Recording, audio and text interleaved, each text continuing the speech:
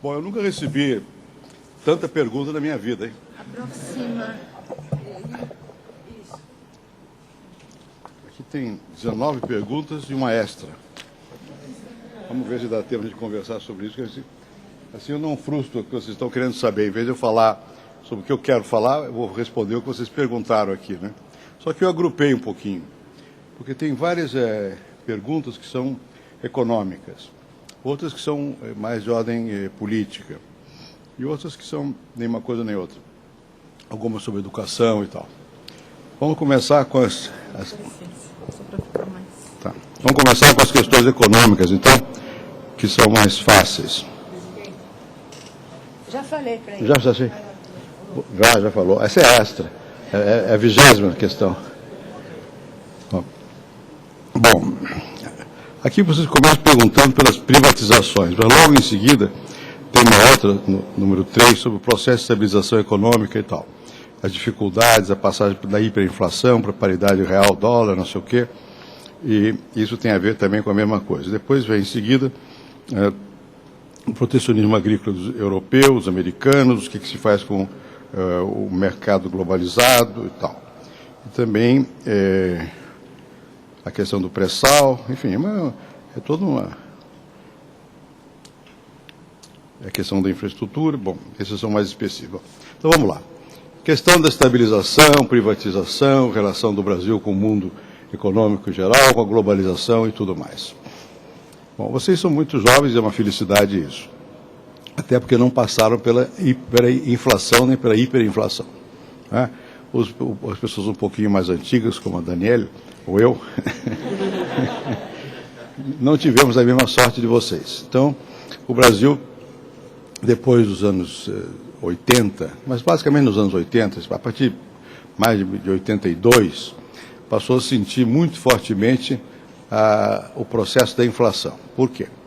Porque o Brasil tinha crescido muito nos anos 70, cresceu uma taxa de crescimento de economia de 7% em média ao ano, o que é muito, né?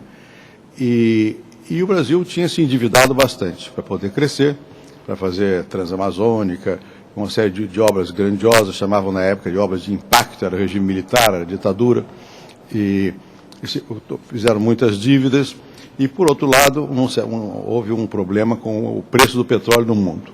Houve nos anos 70, no final, depois houve no começo dos anos 80, uma elevação muito grande do petróleo. Naquela altura, o Brasil produzia muito pouco petróleo. Nós tínhamos que importar petróleo. Então, dívida externa. E aumentando a dívida, porque o que nós exportávamos não era suficiente para pagá-las, por causa da questão do preço do petróleo, que subia muito, e agravou tudo isso. E o governo, na época, ao invés de fazer o que devia ter feito, que era controlar os gastos internos, para evitar que houvesse um desequilíbrio nas contas, o governo gastava mais do que arrecadava, isso tudo junto criou uma dificuldade enorme. E a década de 80 foi uma década muito difícil economicamente. E os governos, quando a situação aperta, eles têm o poder de emitir moeda. Quer dizer, pega um papel, imprime e diz que tem um certo valor a moeda. Quando esse valor representa, grosso modo, as reservas que o país tem, a pujança da economia do país e tal, mesmo que a moeda impressa seja maior, um pouco maior do que o conjunto da riqueza, não, isso não afeta a economia. Quando, de repente, você começa a emitir muito papel para pagar dívida, muita moeda para pagar dívida, o que acontece? A moeda começa a perder o valor. Isso é o que dá a inflação, né? Então, durante muitos anos, nós vivemos desse sistema. Só que não é uma pequena inflação. Agora, por exemplo, nós temos uma inflação mais ou menos de 6% ao ano, né? Bom, quando eu fui ministro da Fazenda, em 1993, 94, a inflação era, em média, de 20% ao mês. Houve um mês que chegou a 40%. E quando o presidente era o Sarney, que foi anterior a mim, o Itamar, era a mesma coisa. Chegou um momento que foi mais alta ainda. Bom, vocês imaginam o que isso significa uma pessoa que recebe um salário de R$1.000, que seja, que é um salário bom. Na época, então, era muito bom. Bom, mas esse salário, no fim do mês, se a inflação for de 20% ao mês, ele vale 800. Agora, quando você recebe um salário de 100, é 80 no fim do mês. Né? Quando a inflação chegou a 40, o de 100 era 60. Então o que a pessoa faz? Quando você tem 1.000, você ainda pode guardar, reservar, não sei o quê. Se você tem uma conta no banco, aqui no Brasil inventaram um mecanismo para proteção do dinheiro contra a inflação, chamada a indexação. Quer dizer, o valor do dinheiro é corrigido no fim do mês pelo custo pela inflação. Então você deposita 100, se a inflação foi de 20%, você corrige seu dinheiro para 120. Então, se você tem conta no banco, você está salvo. Se você não tem conta no banco, não tem essa defesa. A imensa maioria dos brasileiros naquela época não tinha conta no banco. Então, a imensa maioria dos trabalhadores, dos funcionários, etc., eles recebiam um salário nominal, que o valor que está escrito ali era de 100, mas na prática não era de 100. Dependia da inflação. E como as pessoas sabiam que os preços mudavam no começo toda semana, depois todo dia, então você recebe o salário, vai correndo para fazer suas compras. E no supermercado tinha uma profissão que era de remarcador, com uma maquininha, todo dia marcava o preço mais alto. Bom, isso foi assim durante muito tempo no Brasil. Havia momentos que se controlava um pouco a inflação, baixava um pouco a inflação, então as pessoas se aliviavam, outros momentos não conseguiam. E isso que desorganizava muito tudo, a vida doméstica, a vida das empresas, porque as empresas não têm como calcular o custo, né? Então elas fazem hipóteses sobre a inflação, aumenta o custo, e como todo mundo sabe que tem inflação, todo mundo fica com a expectativa que o preço vai subir. Bom, do ponto de vista do governo, já é muito ruim, porque você está é tudo muito desorganizado, você não sabe, você tem como é que o governo funciona. O governo ele recebe o imposto, esse é o dinheiro que ele conta. E ele, quando esse dinheiro que ele recebe não é suficiente, ele emite moeda, emite papel, e que produz a inflação. Bem, mas quando ele faz isso, na verdade ele está criando um novo imposto, porque ele vai distribuir o custo dessa moeda pela desvalorização. Tá? Todo mundo paga um imposto sem sentir.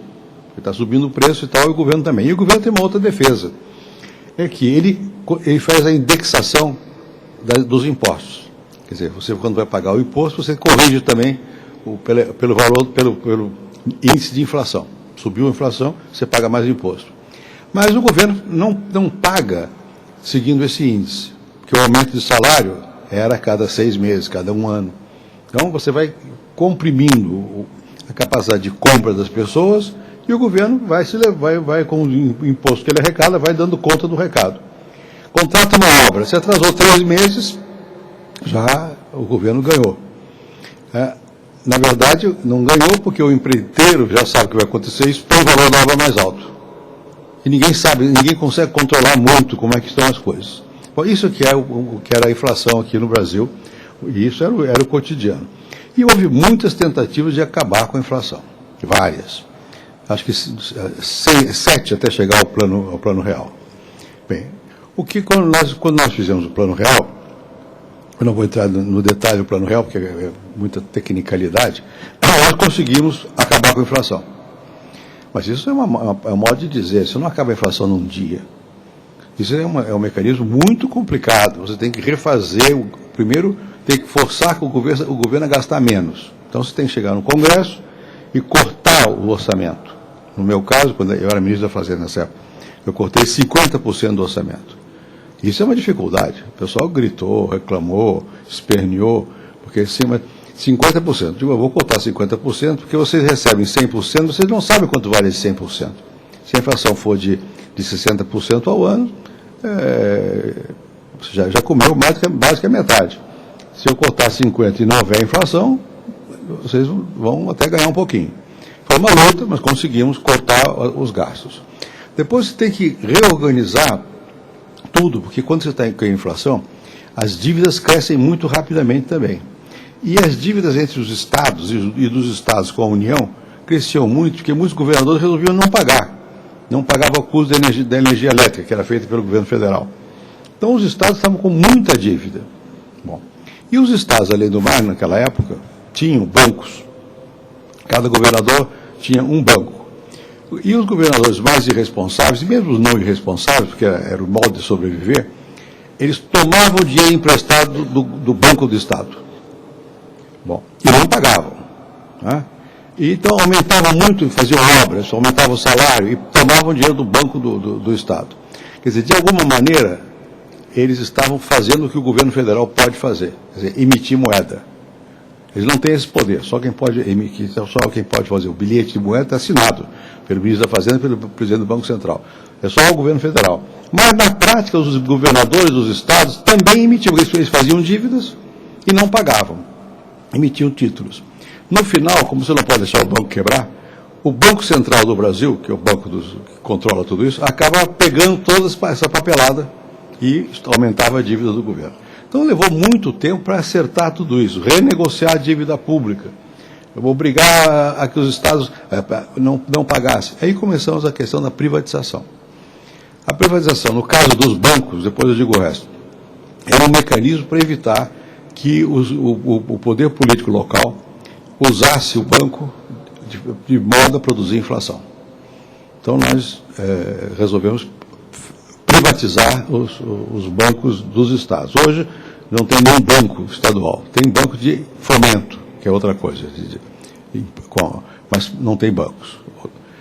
Porque para evitar que os governadores passassem a fazer inflação. Alguns estados, como Alagoas, levou anos, até agora, ultra endividada porque usaram o banco de uma maneira irresponsável. Roraima, vários, era uma coisa muito difícil, muito bem.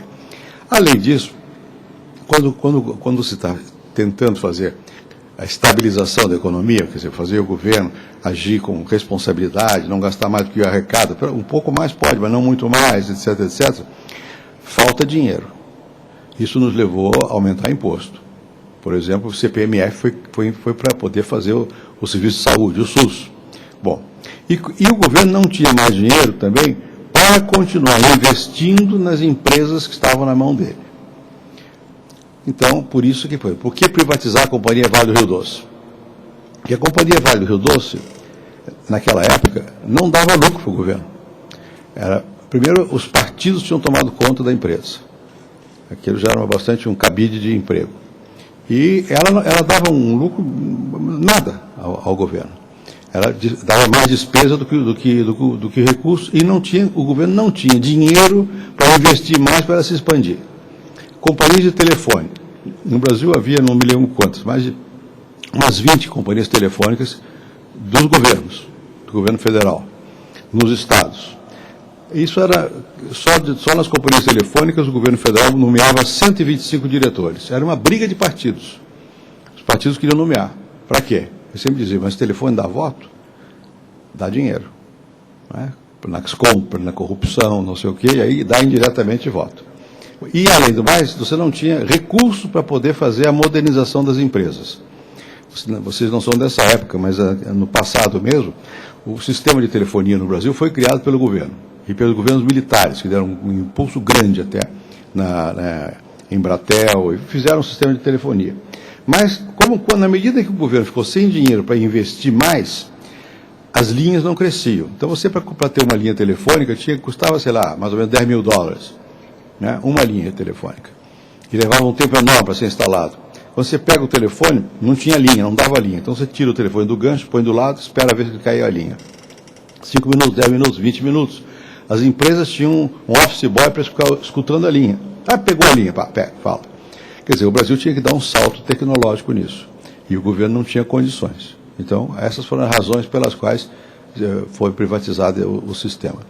Nem tudo foi privatizado. Por exemplo, a Petrobras. A Petrobras não foi privatizada. E a Petrobras não era uma companhia do tipo da Telefônica, porque a Telefônica era uma companhia totalmente estatal. A Petrobras nunca foi.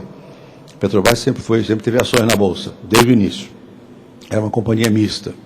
Né? Então, a razão da privatização foi no processo de combater a inflação e de reorganizar a estrutura produtiva do Brasil, é que nós conseguimos fazer isso. Bom, vocês perguntaram quais foram as dificuldades da inflação. Eu descrevi algumas. Aqui pergunta uma coisa muito complicada. É a paridade dólar-real. Bom, nós não fizemos paridade do dólar-real. Sabe o que é a paridade do dólar-real? $1 vale $1. Na Argentina foi feito isso. No Equador, hoje é assim.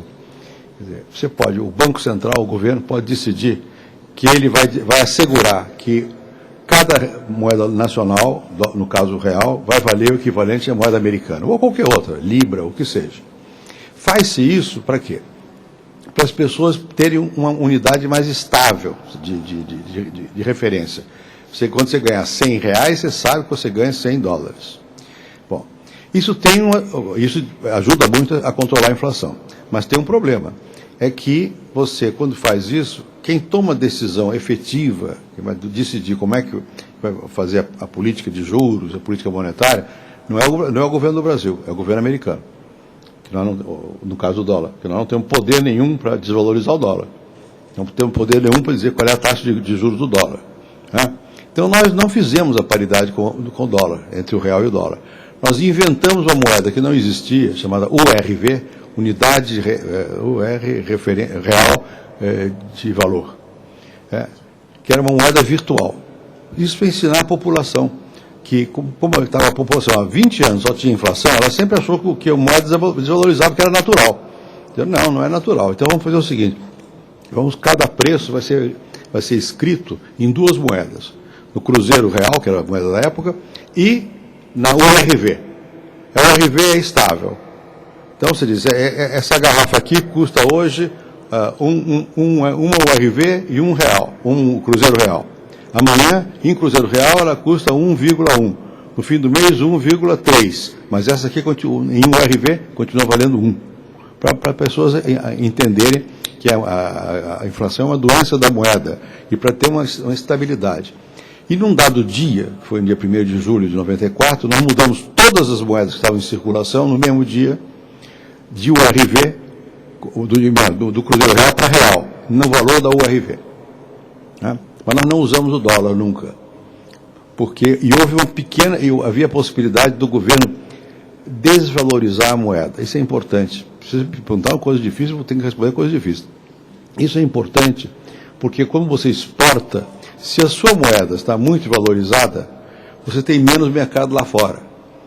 Então, em certos momentos, não convém que a moeda seja muito valorizada. Se ela estiver amarrada ao dólar, ou a libra, ou o que seja, você não pode mudar o valor dela. Se ela não estiver amarrada, você pode. Então, no começo do real, o real valia mais que o dólar, valia 0,82 de dólar. Isso era ruim, porque você dificultava a exportação, pela razão que eu já disse. Vai lá fora, uma moeda muito valorizada, custa caro para os outros países, então dificulta a exportação. E facilita a importação. E facilita viajar, porque você viaja barato. A vida lá fora, com a sua moeda, fica barato. Bom, quando houve a crise do real, já era 1,30 e qualquer coisa. Houve uma desvalorização do real. Vocês estão assistindo isso agora, nesse momento. Hoje um real está valendo ontem, 2,2, né? 2,20. Né? E há 3 meses valia 1,5. Bom, isso é uma desvalorização brutal. De, sei lá, 60% de desvalorização em 2 meses. Isso é grave. Se a desvalorização for indo devagarinho, você absorve. Mas se for assim, você imagina o seguinte, aqui no Brasil, uma empresa que tenha dívida lá fora em dólar, e ela tem a renda dela pela venda dos produtos aqui no Brasil. A dívida dela sobe na moeda nacional enorme, 60% em 2 meses. Então isso dá quebradeira nas empresas. Aí você tem que dar mais empréstimos. Depois eu vou para a crise, porque afeta esse problema. Né? Então, não houve paridade com o dólar, houve essa questão dessa maneira. Como é que eu analiso a economia hoje? Bem, de lá para cá, isso que eu falei para vocês, foi em 1994. Bom, a estabilização é um processo longo, porque levou muito tempo. Você precisou fazer, como eu disse aqui, o que se chama o saneamento das contas públicas, quer dizer, fazer com que os estados paguem as dívidas, que os estados também não gastem além do que podem, fazer com que o governo federal comece a respeitar o orçamento, não gaste demais, que no cálculo de qual vai ser a arrecadação que se faz no orçamento, quanto é que vai ser a arrecadação? Depende da taxa de inflação. Você põe uma taxa de inflação realista e não invente que tem muito dinheiro para começar a gastar. Enfim, um processo muito longo.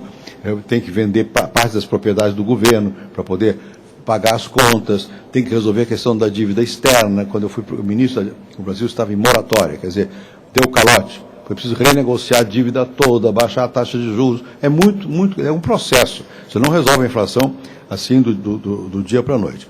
Bom, aí nós tivemos uma crise muito séria em janeiro de 99, quando nós estávamos já com o real aqui no Brasil. Por quê? Porque nós nos atrasamos em desvalorizar o real. Isso que eu disse a vocês, a relação entre o real e o dólar. Ele ficou 1,30.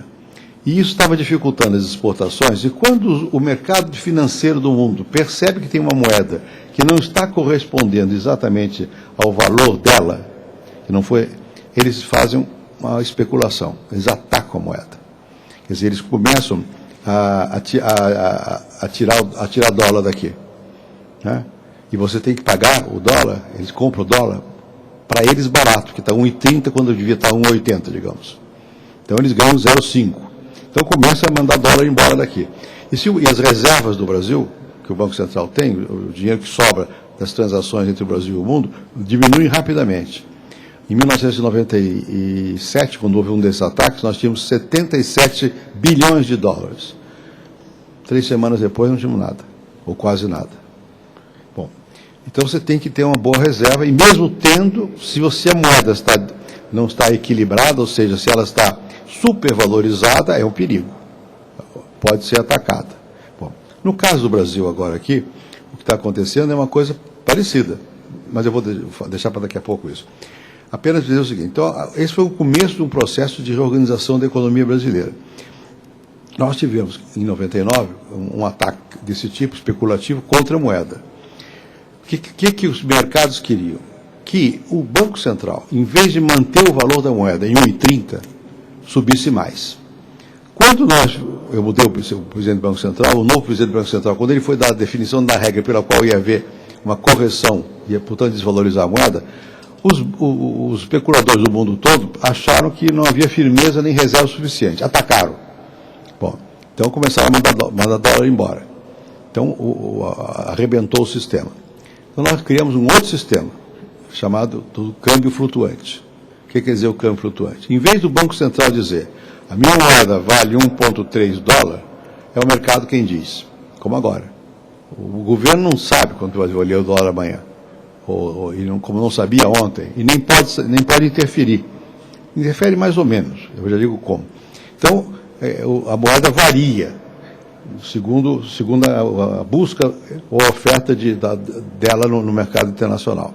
Isso é o câmbio flutuante. Isso ajuda muito, porque isso evita o que aconteceu em 99, que haja um ataque. Não adianta atacar, porque se atacar, simplesmente flutua. Como agora, tiraram muito dólar daqui, então o real subiu. Né? Melhor, desceu, desvalorizou. Né? Bom, o governo defende um pouco isso, pode se defender um pouco, porque como ele tem reservas no Banco Central, ele pode oferecer dólar para diminuir a pressão de compra do dólar. Né? Então, mas é até certo ponto. Então, teve que fazer o câmbio flutuante, foi preciso equilibrar os orçamentos. Enfim, é um processo longo. Foi preciso aprovar no ano 2000 uma lei de responsabilidade fiscal que impede que os governos gastem além do que o orçamento permite e impede que os governos façam gasto para o governo seguinte pagar. Isso não está sendo cumprido muito bem agora. O governo atual está forçando um pouco, está gastando mais do que seria razoável. Mas, enfim, é um conjunto, a estabilização é um conjunto muito grande de medidas, e isso teve como efeito, depois que a moeda está estabilizada, o que acontece? As pessoas começam a ter confiança no país. Os daqui e os de fora. Podem programar seus investimentos, e vem mais dinheiro. Da estabilização para cá, deve ter havido um investimento produtivo de uns 250 bilhões de dólares. Só a China recebeu mais investimento produtivo do que o Brasil nos últimos anos. Bom, então a economia prosperou bastante. E mesmo depois da mudança de governo, o presidente Lula não mudou as linhas gerais macroeconômicas. O que quer dizer isso? A política de juros, a política de câmbio, o câmbio flutuante, a lei de responsabilidade fiscal, está tudo mais ou menos aí. E houve muito investimento, e acontece que nesse momento, a partir de 2003, o mundo passou numa fase de grande expansão econômica. Os mercados subiram muito, e o que aconteceu? Você subiu também o preço das mercadorias, sobretudo dos produtos agrícolas e dos minerais. Então, quando você olha a balança do Brasil, tudo que o Brasil produz, tudo que ele compra, nós passamos a sobrar dinheiro. balança comercial deu 20 bilhões, 30 bilhões, 40 bilhões de dólares. Quando você olha se houve um aumento da quantidade exportada, nesse último ano já não houve. Mas houve do valor, o preço de tudo, café, soja, minério de cobre, minério de ferro. Então, nós ficamos com uma folga, por isso nós temos 200 bilhões de reserva, porque sobrou dinheiro. Né? E como houve, isso significa que houve também a possibilidade de investir mais, que houve crescimento no mundo, que refletiu aqui, e uma certa redistribuição de renda, que tinha começado já no ano 2000 e que se acelerou, você teve um mercado grande, interno. Então, e quando a economia cresce, o Tesouro também recebe mais, que o imposto vem, e o imposto, por razão que eu não vou explicar agora, cresce mais depressa do que o próprio PIB, que o próprio produto. Então, o governo nada em dinheiro. Bom, então a situação do Brasil, eu diria, quer saber aqui, é melhor, hoje está boa. Estava.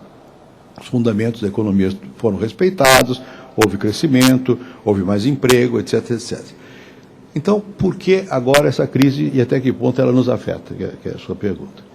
Bom, primeiro, o sistema capitalista, ele é da natureza dele, ele tem um certo grau de irracionalidade. Por quê? Porque ele não é controlado pelos governos e não é planejado.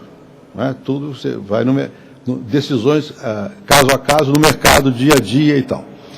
E sempre no sistema capitalista há um certo grau de especulação. As pessoas apostam que é possível valer mais.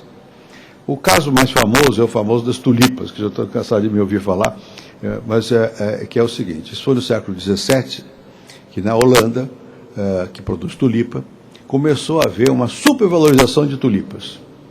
E é uma febre de tulipa. Todo mundo queria comprar tulipa. E a tulipa foi subindo de preço. Uma tulipa, sei lá, suponhamos, 10 mil florins, 10 mil dólares. Eu compro, porque no dia seguinte alguém vai me oferecer 10,1. Então eu compro. Até que as pessoas vão ficando endividadas para comprar, chega um momento de, não vou comprar tulipa nenhuma, tulipa não vale nada. Cai tudo. Tá? Desorganiza todo mundo que estava com sua riqueza transformada em tulipa, vira lixo. Bom, o que aconteceu agora nos Estados Unidos? Agora nos Estados Unidos, e é diferente da crise que eu falei sobre o Brasil era um ataque especulativo de moeda forte contra o real. Agora não. Agora foi lá nos Estados Unidos mesmo, no coração do sistema capitalista, dada a euforia que vinha no mundo, como eu disse, desde 2003, uma expansão enorme, a China crescendo, todo mundo comerciando, etc, etc. E com a questão dos computadores, os sistemas de financeiro ficaram mais rápidos, mais sofisticados. Você sabe hoje, nós todos sabemos, quanto é que fechou a Bolsa da Ásia ontem, de Hong Kong, não sei aonde, eu ganho aqui, eu perco ali, o pessoal põe dinheiro em toda parte do mundo. Bom, eles começaram a criar sistemas muito imaginativos de crédito e a fomentar a indústria de construção. Não foi essa a única crise que fez isso. A crise famosa, que é de 29, com a Grande Depressão, que também começou numa crise imobiliária. Então começaram a dar crédito. Bom, e no começo você olha, a Maria pode pagar porque ela tem uma renda tal e coisa. O João não pode tanto, mas a Maria Helena dá para dar empréstimo a ela. E por aí vai. Com o tempo, era tanta euforia, havia tanto dinheiro e tanta possibilidade de ganhar dinheiro emprestando, que você deixou de controlar quem é que pode pagar, quem não pode pagar. E expandiram o crédito. Chegou um momento lá nos Estados Unidos em que você não precisava nem dar entrada. Comprava a casa. Comprava a casa, perder de vista. Né? Bom, nos Estados Unidos, a taxa de juros nos empréstimos não é como no Brasil. Em geral, ela é mais baixa no começo do empréstimo e vai subindo no fim do empréstimo. E, bom, então, além do mais, os juros variam. Então, quando a taxa de juros varia, não é fixo. Se sobe a taxa de juros, aumenta a sua prestação. Bom, e isso foi indo a um ponto, todo mundo comprava, e o sistema financeiro resolveu pegar os papéis, as hipotecas, que eu te dou R$100, eu vou te dar R$1 milhão para você comprar uma casa. Então, você me dá um papel que se compromete a pagar essa casa em tantos anos. Então, um papel, um título, chama-se um título. Pegaram esses papéis, as casas que faziam hipoteca, e misturaram com outros papéis, por exemplo, de gente que está vendendo minério de ferro, ou que um banco que fez empréstimo a outro, tem outros títulos. Misturavam esses vários títulos, inventavam um nome, veículos estruturados de crédito. Tá? E passavam adiante, vendiam aqueles títulos. Como é que vendia? Vamos supor que num papel ele corresponde a 1 milhão, que você vai pagar 1 milhão no prazo de 10 anos. Bom, aí quando você faz esse pacote, tem vários, um paga 1 milhão em 10 anos, outro paga em 8 anos, outro paga outra coisa e tal, faz um pacote. E você diz, esse título vale 100, mas eu passo para você por 70, 80, você ganha 20, e você vai ficar com a dívida.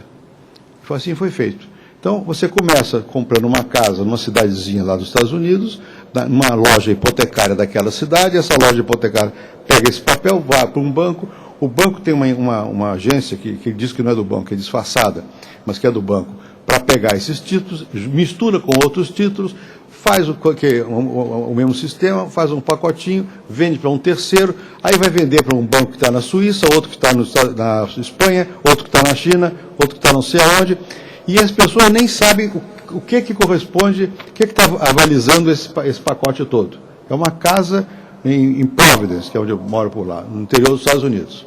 Uma casinha em Providence. Mas em cima dessa casinha venderam vários papéis, vários andares de papel, e as pessoas vão comprando, na suposição de que o cara lá de Providence que comprou a casinha vai honrar, vai pagar a coisa.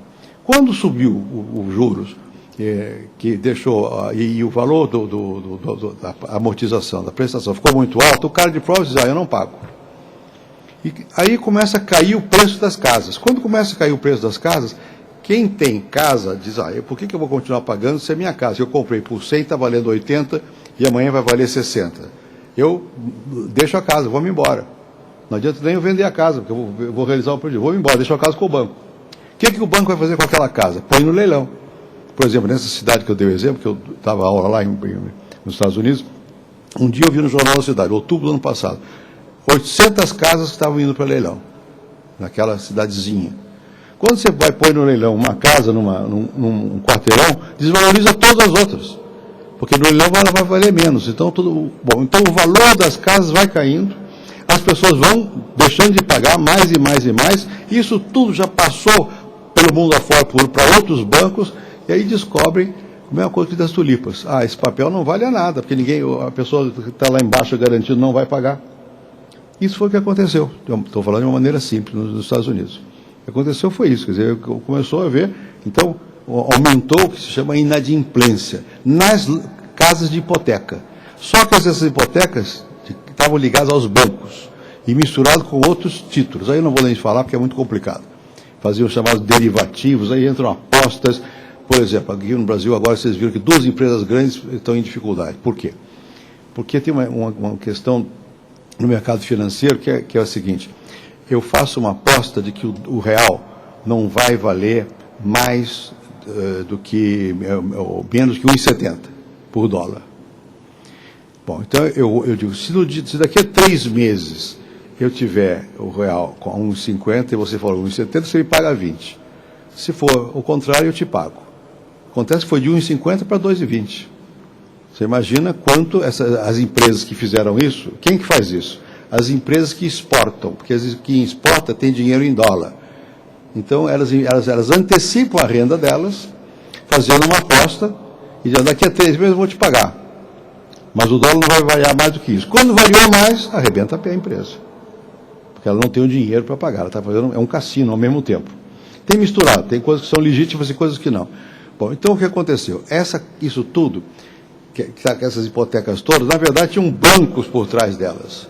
Quando os bancos reconheceram que eles estavam nos seus haveres muitos papéis chamados podres, eles começaram a gritar. Aí o depositante que diz, meu banco vai mal, tira o dinheiro de lá. Então, nesse momento, o Banco Central, no caso dos Estados Unidos, foi lá e obriga outro banco a comprar, põe dinheiro. Então, estamos nisso até hoje. Até hoje, então, os bancos começam a quebrar. Se começa a quebrar, o Brasil não tem nada com isso até agora. Mas tem. Por quê? Porque pela razão que eu já disse aqui, porque quem exporta aqui faz um crédito lá fora. Se os bancos dizem, eu não vou dar crédito para você, não tem como exportar. Então, tem que dar um jeito para arranjar crédito. E quando você começa a ter muita desconfiança um do outro, que foi o que aconteceu nos últimos dias na Europa, os bancos não emprestam nenhum aos outros, porque eles não sabem quantos papéis podres cada banco tem. Então, esse pacote de salvação que foi feito nos Estados Unidos é o seguinte: pegaram 700 bilhões de dólares, que é uma barbaridade de dinheiro, e disseram: o Banco Central dos Estados Unidos vai comprar os títulos podres, vai assumir a dívida, no fundo. Ou seja, o governo, o povo, o contribuinte, o taxpayer, como eles dizem, é quem vai pagar a conta. Em parte, porque os bancos vão quebrar de qualquer maneira, muitos deles. É quem vai pagar a conta. Só que tem uma dificuldade, mesmo assim, não resolveram até agora isso. Quanto é que eu vou pagar pelo papel que está na sua mão? Eu não sei. Eu não sei quando eles falam assim, não sei precificar. Eu não sei dar o preço do valor, porque eu não sei se sua casa vale, se a Maria, para quem emprestou, ela paga, o João não, o João paga mais ou menos, mas o Pedro não paga nada. Então é muito difícil fazer o processo de absorção disso tudo. Então já começa a mexer conosco, primeiro porque falta dinheiro, porque para o crédito lá. Segundo, porque aqui algumas pessoas também especularam, também entram nisso. Terceiro, porque quando há uma desorganização dessa natureza, no limite vai ter diminuição da produção. Por quê? Porque as pessoas que não têm dinheiro, o banco não dá o dinheiro, não tem como investir, despede gente, dá desemprego, aí o produtor começa a dizer, vai haver desemprego, então não vou programar muita produção, eu diminuo a minha produção. É o que está acontecendo nesse momento. E se está diminuindo a produção na Europa, tem pelo menos a Inglaterra, a França e a Espanha estão em recessão, o crescimento negativo. Então vai ter desemprego. Se lá começa assim, a China exporta para lá, para os Estados Unidos e para a Inglaterra, também não vai exportar. E nós também não vamos exportar. Então isso vai diminuir, a economia vai encolher, necessariamente, porque quando encolhe o crédito, encolhe a economia. Então isso vai levar algum tempo para poder reorganizar. Então, no que diz respeito à situação econômica do Brasil, é assim, embora nós tenhamos feito um esforço grande, o Brasil seja melhor do que no passado, ele não está imune às consequências dessa crise. Por enquanto, nós estamos olhando a crise no jornal e na televisão. Daqui a pouco nós vamos olhar a crise porque nós não vamos ter emprego, porque vai diminuir a produção, porque o produto vai crescer menos. Né? Aqui não se sabe quão forte vai ser essa crise. Nos Estados Unidos, certamente vai ser muito forte. Na Inglaterra já é muito forte. Então, isso que acontece? Vai levar alguns anos, depois retoma. Isso é assim no sistema capitalista, ele faz isso. Ele flutua, tem ciclos, e nós vamos entrar agora num ciclo de baixa. Tem mil outras complicações, mas eu vou pular para não ter nada.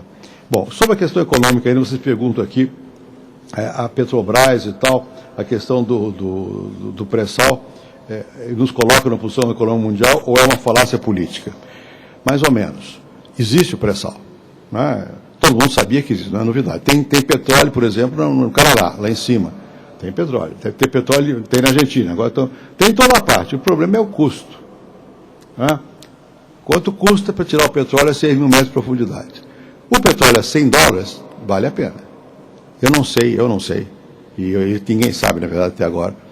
Qual é o break-even, qual é o ponto de equilíbrio? Quer dizer, até que ponto o preço do petróleo caindo compensa retirar o petróleo do pré-sal? Nós temos petróleo fora do pré-sal. É um jogo político que não precisa de pré-sal agora. Isso é um pouco de onda. Nós temos petróleo fora do pré-sal. Segundo, não se sabe o custo depois. Tem que investir.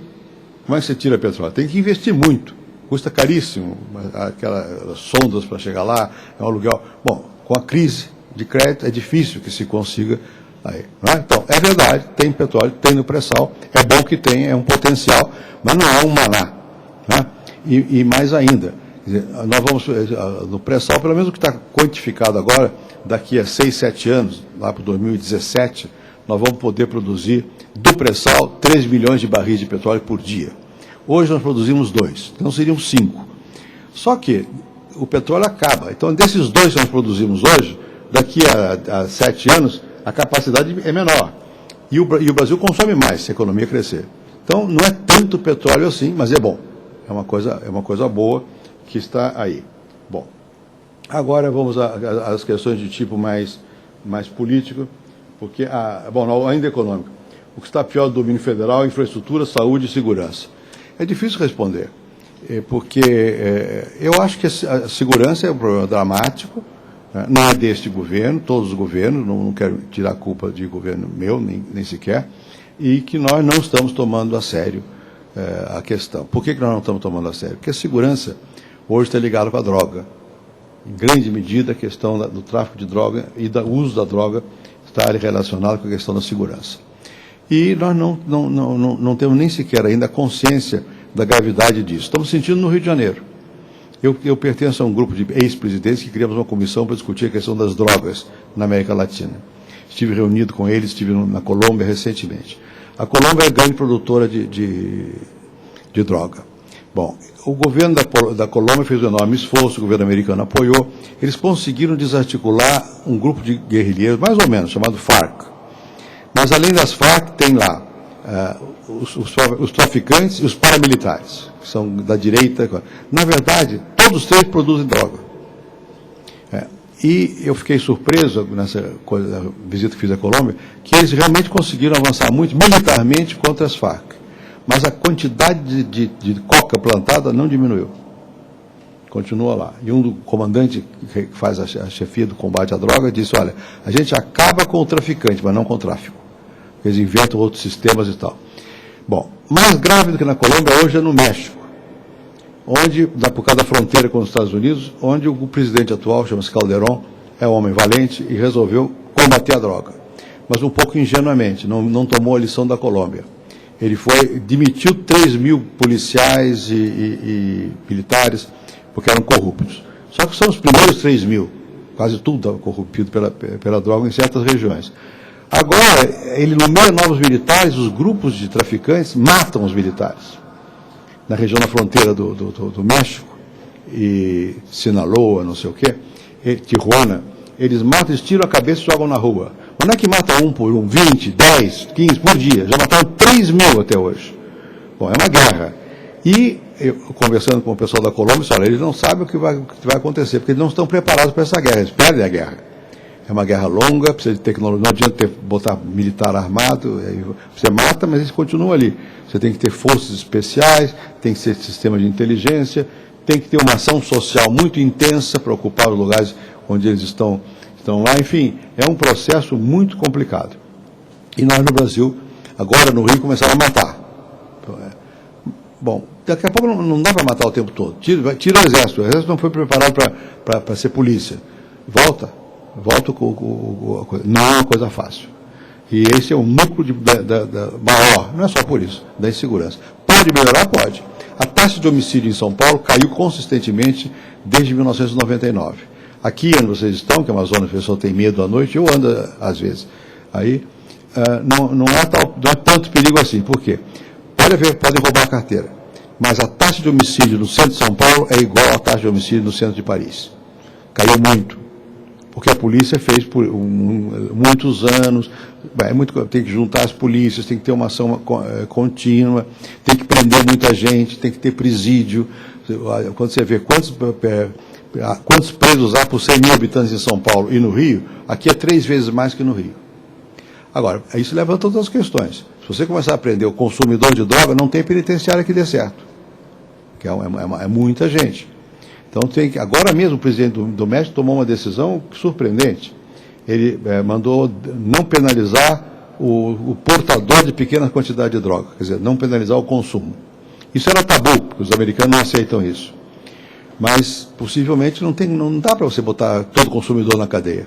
É loucura, tem que concentrar no traficante. Enfim, tem muitas políticas que têm que ser desenvolvidas.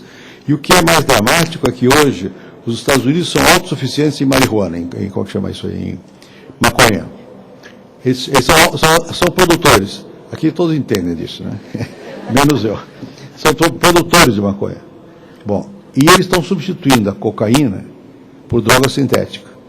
Então os traficantes estão forçando mais venda aqui mesmo. No México, na Colômbia, no Peru, na Argentina, no Brasil. Estão forçando a venda aqui porque o grande mercado americano está sendo modificado. Então, essa coisa de droga, eu acho que é o problema mais sério. Portanto, para mim, a questão da segurança. Infraestrutura é muito sério, mas tem infraestrutura e dá para enfrentar. E saúde, a despeito do que se diga, o sistema de saúde melhorou muito no Brasil. A taxa de mortalidade infantil caiu consideravelmente. Houve um avanço grande. Não está bom, todo mundo reclama e tal, mas houve progresso. Na questão de segurança, eu acho que é mais difícil do que o resto. Bom, como é que nós podemos ter uma participação mais efetiva no mercado globalizado? O Brasil conseguiu. Bem ou mal, nós conseguimos, aumentamos a exportação fortemente, até mesmo de produtos industriais, nós conseguimos avançar. Então, não é impossível participar desse mercado globalizado, com uma condição, entre outras, não só a estabilidade da economia, mas tem que ter tecnologia. E, portanto, tem que ter educação. E aí entra na questão que você me pergunta de educação aqui. Tem 2 ou 3 questões a respeito de educação. Não, vou falar de política um pouquinho. Tá bom, então fala. Durante boa parte... Bom, não. Mas aqui perguntaram especificamente sobre educação, umas coisas que eu não entendo. Vocês é que entendem de educação, mas aqui tem... O que eu achava do quê? Política. Não. Melhoria do sistema educacional brasileiro. O que eu achava? Bom, primeiro, eu não sou especialista em educação. Eu acho que a questão nossa, não obstante, hoje, nós conseguimos aquilo que é fundamental, quer dizer, dar acesso à educação de base, acabar com o analfabetismo. Mas é formal, porque nós não conseguimos melhorar a qualidade da educação. E isso depende, não é só de salário, depende do treinamento do professor, e da consideração que se deu ao professor, e da boa gestão da escola, de uma maior integração da família com a escola. E no caso do Brasil, não é no caso de vocês que moram em São Paulo, classe média, outra coisa, mas no grosso do Brasil não é assim. Os pais não passaram pela escola. Então você não tem o apoio da família para a educação, como tem na Ásia, na Coreia, na Filipinas, tem uma tradição. Aqui não tem. Então a escola passou a ser mais importante ainda do que jamais foi. Então eu acho que o problema central é treinar mais professores, melhorar a gestão, além de botar dentro da escola. E acredito que no sistema superior nós devemos mudar também, porque o nosso sistema é muito rígido. Vocês vão escolher a profissão. Escolhe a profissão, sei lá, você tem de 15 a 18 anos, tudo bem. Escolhe a profissão. Entra na escola, vai ser advogado. No 2º ano não quer mais. O que é que faz? Ele tem que fazer outro vestibular para outra escola. Quer ser outra coisa, quer ser matemático, vira de idade. Porque na idade da adolescência, fim da adolescência, você não tem certeza o que você quer fazer na vida. Ele não tem nem os 70, quanto mais os 18. Não é? Bom, então, nos Estados Unidos, não é assim. Você entra na escola, mas você só vai especializar depois. Você tem muitas opções. Você pode dentro da faculdade, do college, você pode escolher, misturar coisas. Ou estudar um pouco de direito, um pouco de música e um pouco de matemática. Não tem problema. Você faz seu currículo e você vai se testando. E você só vai afunilando mais adiante. E se afunila mesmo quando vai para o mestrado. Então, eu acho que aqui nós temos que... O nosso sistema é muito rígido. E eu acho também, sempre disse isso há muito tempo, mesmo no curso secundário, que nós ensinamos muita coisa desnecessária. E com a rapidez com que as pessoas aprendem hoje, por causa de computador, e aprende sozinho e tudo mais, perde-se muito tempo formalmente, sem que seja uma coisa que agregue na formação das pessoas. Final da educação, que eu não sei muito disso. Outra questão que me perguntaram muito sobre a questão política aqui. Aí tem muitas questões a respeito da política. Talvez vocês pudessem refazer a pergunta aqui no diálogo, porque assim a gente ganhamos já um tempinho para o diálogo, senão o tempo vai longe. Mas eu estou disposto a discutir o que vocês quiserem sobre a questão política. Basicamente, que diferença eu postaria no momento que vivemos de hoje, do período das diretas já? Bom, isso eu acho que é uma pergunta boa, pelo seguinte. Em certos momentos, a sociedade, como que ela é sacudida por uma situação que a desafia. Nós estávamos num regime autoritário. Como teve a inflação, chega um momento que não dá mais. Né? Também na vida política, quando há muita opressão, chega um momento que não dá mais. A direta já foi isso. Foi um momento em que a sociedade tinha crescido mais que o governo. O governo era rígido, atrasado e tal, e a sociedade, por causa da empresa, por causa da universidade, por causa da imprensa, criava cidadãos com maior capacidade de entender as coisas e que exigiam participar mais. Então, nesses momentos, as pessoas acreditam que é possível mudar e têm valores, querem a democracia, querem a liberdade, acreditam, têm valores. Né? São momentos importantes. Não acontece todo o tempo na sociedade. A sociedade não ferve a toda hora, ela ferve de vez em quando. Né? E isso não é só no Brasil. Né? Bom, depois nós hoje estamos vivendo um momento em que é da rotinização da vida democrática. Eleição já não é uma coisa que apaixone tanto. As primeiras eleições, você nunca votou, aquilo é um estouro. Né? E você vai ver, sonha que vai mudar o mundo todo no dia seguinte. Agora aqui as pessoas, não é que fiquem descrentes ou céticas, elas sabem que as mudanças não são assim, que são mais incrementais. Né? Bom, e que, na verdade, as diferenças muitas vezes são mais de retórica do que de conduta. E começa a ter outro tipo de relação com o poder. E eu acho até muito interessante, por exemplo, o que aconteceu nessas últimas eleições.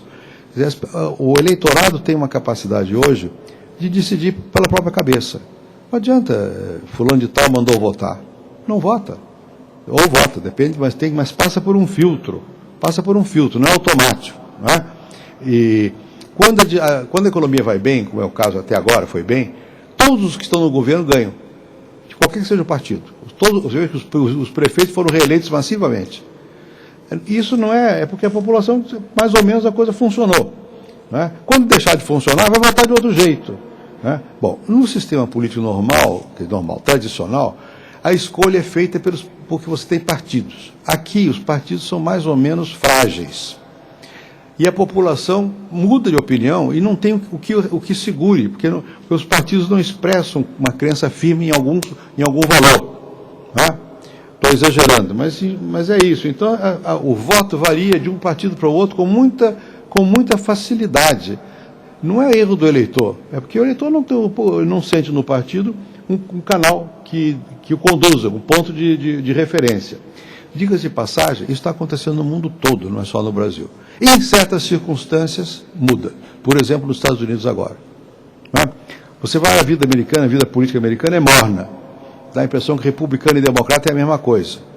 É e não é. Quando chega em certos momentos, se tivesse sido eleito o Al Gore e não o Bush, certamente, na questão ambiental e na guerra, teria sido diferente. Votar no Obama ou votar no McCain vai ter consequências diferentes. O McCain vem de uma tradição muito conservadora. O Obama não. Então, nesses momentos, você mobiliza as pessoas. Então, a diferença direta já foi um momento de grande mobilização ao redor de crenças, de valores. Depois isso vira um pouco a rotina.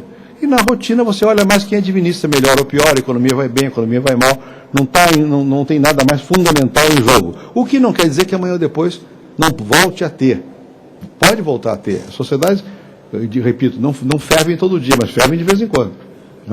Quem pensar que não tem importância partido, não tem importância valor, não tem importância crença, ideologia, não é verdade.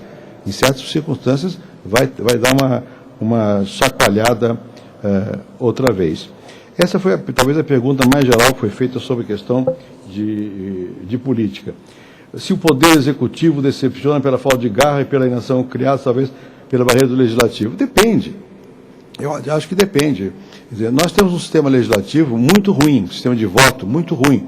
Você vê nas avaliações de pesquisa, geralmente o Congresso está no pior lugar, e o Executivo está melhor, e as Forças Armadas melhor ainda, e a Igreja, sei lá o que, a imprensa. Bom, de fato houve no Brasil uma espécie de, como é que eu vou dizer, falta de crença pela falta de ação do Poder Legislativo. O Poder Legislativo foi se encolhendo. Ficou como o sistema econômico hoje está encolhendo, o sistema legislativo foi encolhendo, o executivo foi ampliando, existe mais.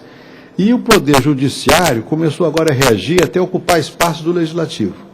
Ou seja, tem qualquer coisa aí que não vai bem, institucionalmente. Eu estou falando de partidos, que eu não falo de partidos aqui. A questão institucional, está se vendo que nós vamos precisar daqui a pouco também ter um rearranjo do modo de funcionar desses sistemas, para evitar que se faça essa pergunta, qual é? Decepciona. Está decepcionando. Está decepcionando porque não está funcionando de uma maneira que a gente sinta que há um laço, uma ligação entre a sociedade, quem votou e quem foi votado. Você nem sabe quem votou, esquece, nem cobra, no caso do Congresso, nem cobra de ninguém. Então eu acho que tem que mudar. Eu sou favorável ao voto distrital, misto, é uma coisa mais complicada de técnica eleitoral, mas é preciso haver uma busca de um encontro maior entre o setor político e a sociedade. Reitero, a sociedade caminhou muito. Você vai em qualquer lugar do Brasil hoje, tem grupos que se organizam, tem grupos que demandam, que pressionam e tal, e não estão ligados a partido. Estão mais ou menos soltos por aí e se ligam eventualmente a algum setor do executivo, mas os partidos nunca analisam essas demandas da sociedade. Portanto, é preciso haver uma mudança nisso aí.